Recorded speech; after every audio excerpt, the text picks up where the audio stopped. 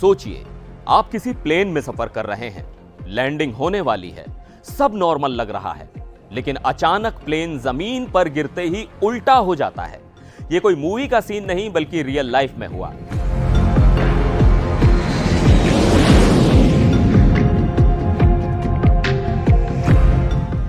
Toronto के Pearson International Airport पर delta Airlines की फ्लाइट 4819 लैंडिंग के दौरान पलट गई। आग लग गई, लेकिन इसे चमत्कार ही कहिए कि सभी 80 लोग जिंदा बच गए। सवाल यह उठता है कि ऐसा आखिर हुआ कैसे?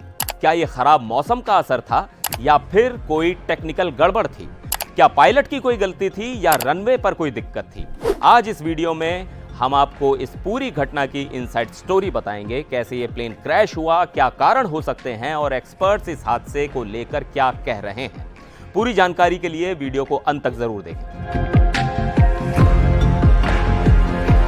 डेल्टा एयरलाइंस की फ्लाइट 4819 अमेरिका के मिनीसोटा के Minneapolis Saint Paul International Airport से उड़ी थी और इसे कनाडा के टोरंटो पियर्सन इंटरनेशनल एयरपोर्ट पर लैंड करना था।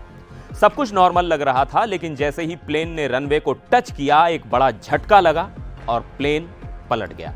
समय था दोपहर 3:30 बजे और उस वक्त टोरंटो में बर्फीला तूफान चल रहा था।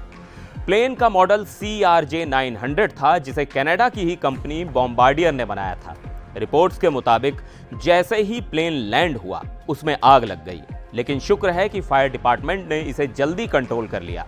सोशल मीडिया पर कई वीडियो वायरल हो रहे हैं जिनमें साफ देखा जा सकता है कि लोग उल्टे पड़े प्लेन से किसी तरह बाहर निकल रहे हैं और बाहर जबरदस्त बर्फबारी और तेज हवाएं चल रही हैं। अब सवाल यह उठता है कि लैंडिंग के दौरान प्लेन आखिर पलटा क्यों? क्या यह खराब मौसम की वजह से हुआ या फिर प्लेन में कोई तकनीकी खामी थी? संभावित कारण 1, खराब मौसम यानी विंटर स्टॉर्म इफेक्ट। हादसे के वक्त टोरंटो में तेज 65 किलोमीटर प्रति घंटे की रफ्तार से हवा चल रही थी। करीब 22 सेंटीमीटर बर्फ पहले से ही जमी हुई थी, जिससे रनवे स्लिपरी हो सकता था। कंट्रोल टावर ने पायलट्स को पहले ही चेतावनी दी थी कि लैंडिंग के दौरान बम्प यानी हवा में झटका लग सकता है। संभावित कारण number 2, technical fault, brakes, thrusters और राइट विंग मिसिंग। कुछ एविएशन एक्सपर्ट्स का कहना है कि अगर सिर्फ खराब मौसम ही वजह होती तो ऐसे हादसे पहले भी हो चुके होते, लेकिन यहां एक खास बात नोट की गई कि प्लेन का दाहिना विंग गायब था।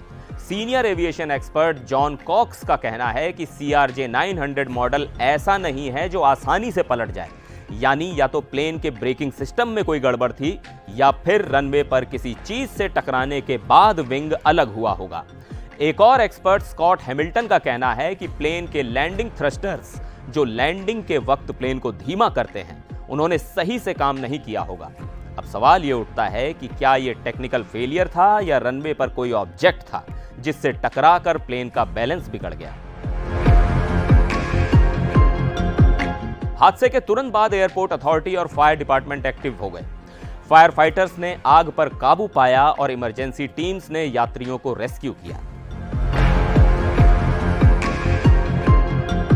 18 लोग घायल हुए, जिनमें से 3 की हालत क्रिटिकल थी।